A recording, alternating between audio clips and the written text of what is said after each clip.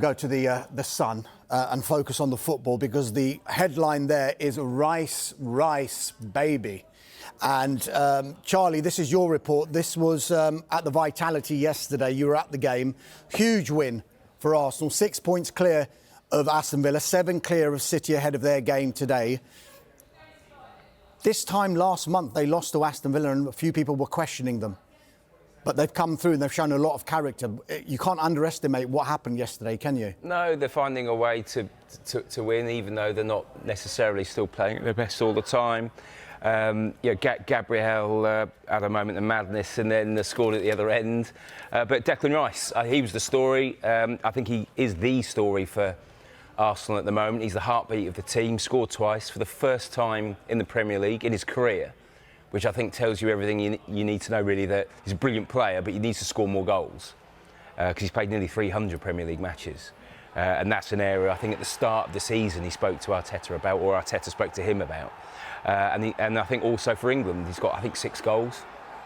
So he's good enough to score more. He has to score more because the bloke they signed in the summer to sort of fire the goals to get them to the title has only scored 5 goals, Victor Gyökeres, and he looks totally lost. I mean, at the moment, it's remarkable. You think where Arsenal are 6 points clear at the top, and their top scorers are 5 goals in the Premier League, and that's Trossard and Gyökeres. And normally, teams that win the Premier League, you have at least one player that scores 20 goals. So it could be a first for a team to win the Premier League and not have a player gets more than 15 goals. But Arsenal do have the best squad in the league, I think, which is why they're sort of getting through and getting the results they need. Charlie, we'll come to Declan Rice in more detail in just a moment, but Alison Rudd's piece in the Sunday Times, she was at the Vitality Stadium as well, and it kind of illustrates the difference between last season and this season for Arsenal. She says this was the sort of game during which Arsenal came unstuck in the previous 3 seasons, allowing nerves or conservatism to creep in for a lack of self-belief to permeate the team. But in spite of Bournemouth's effervescence, Arsenal's body language never stopped conveying a sense of innate superiority and that they relished the challenge on the South Coast on a bitterly cold evening. They also, if you go back to the corresponding fixture last season, had William Saliba sent off. It was their first defeat of the season. It felt like a bit of a turning point. It was their 3rd red card of the season. They had 6 in all in the Premier League season last season. None so far this time. I spoke to Mikel Arteta on Friday specifically about this discipline, and he has said that they've had to learn lessons from what happened last season. And what are we, into 2026, and no red cards? The discipline's improved, hasn't it? Yeah, hugely. And actually, you look at the last 4 games, they've won their last 4. I mean, they've won their last 5, but of the last 4, they dropped points in all of those corresponding fixtures last season. Yeah, the red cards thing's interesting because the season they first got good and went for the title, 22-23, their discipline completely flipped that season, and it was very good, having been really, you think the season before they had a lot of red cards, the kind of height of Xhaka, mad red mist and that sort of thing. Then they really settled down. Then, yeah, last season they got 1, and it kind of then this big persecution complex built, and I think he had to get rid of that and be like, look, we've had a few contentious ones. We remember Rice himself had that one against Brighton for kicking the ball away when that was all the rage before they decided, nah, it's fine. But yeah, they've massively improved that, and you look at the best teams. I mean, Arsenal under Wenger are the exception. They got a lot of red cards and somehow coped, but mostly, Guardiola's City, they don't get many because they're rarely putting themselves in position where they're out of control and they're chasing things. You don't see Rodri very often flying into tackles. That's not his game. And someone like Zubimendi has come in. He got booked yesterday, but he exudes that, I think. Like, Rice has been brilliant this season. Zubimendi, possibly the signing of the season anywhere in the Premier League. I mean, he is so good. And yesterday, he won the ball back, something like he was in double figures, something like that. And he, I think, has been so key to why Rice has been so good this season as well. And it was very Steven Gerrard-like, but not just the celebration. Those 2 finishes were really Gerrard-esque, I thought. We always talk about these previous seasons, Johnny, about when Arsenal had been so close and rival fans have mocked them, second again. It does feel very, very different this time, though, doesn't it? And maybe we've even said that before. I think it does. I think it does feel different. I still have them as my favourites for the title. As good as City are, as much as they've kind of turned themselves around from the start of 2025, I just think if you look at, I mean, we talk about the lack of goals coming from Gyökeres, but I think it can be a strength as well. If you think that Jesus has hardly played a part, Havertz hasn't played a part, someone like Ethan Nwaneri has barely featured. There are potential.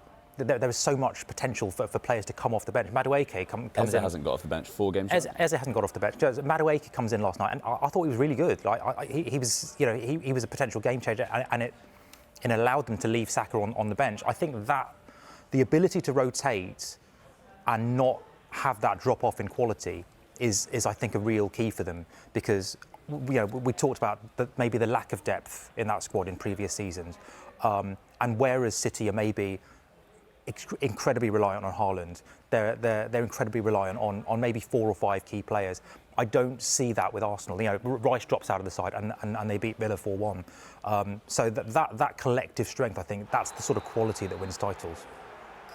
Charlie Wyatt, Johnny mentioned Declan Rice there when he missed out against Aston Villa and Arsenal managed to cope. Sam Dean in the Sunday Telegraph is effectively pushing maybe for Rice to be player of the season. Force of nature, Rice furthers his case for player of season honour. The best goal scorer in the Premier League is Erling Haaland, but is there a more complete footballing force in the division than Declan Rice, he says. The Arsenal midfielder continues to reach higher levels this season and is fast becoming the leading candidate to win the Player of the Year award. Yes, they did cope without him at Aston Villa, but do you feel he's the one player that they can't do without on a sustained period of time? Yeah, no, I agree with Sam there. I'd have him as favourite to win Player of the Year. And, the Villa match, let's not forget, the first half, they could have been 3-0 down. Arsenal were incredibly open. They didn't play that well.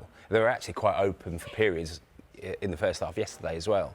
But, Rice is so important for Arsenal. He's so important for England as well. If England are going to do anything at the World Cup, they have to have Declan Rice playing at his best. And at the moment, he's just so impressive. But equally, Arteta has to make sure that he rests players at the right time. It was interesting last night, there was, Saka and Trossard on the bench, because Arteta does overplay players, whatever he says, and he denies that, he really does. And there's been a few times even this season. Maybe we're thinking, is Jurriën Timber going to get injured, and because he keeps playing all the time, and so that is still a concern. But regarding the discipline, an interesting thing is not only have they improved, but also there's been a few times where Arteta's taken players off on yellow cards, which he wasn't doing last season. So even things like that, he is learning. And one interesting, I like covering games at Bournemouth because you're really close to the action, like Newcastle. And again, there's a period where I was watching Arteta, and Bournemouth had a goal kick, and he was screaming at sort of Gabriel to move about a metre to the left and half a metre back.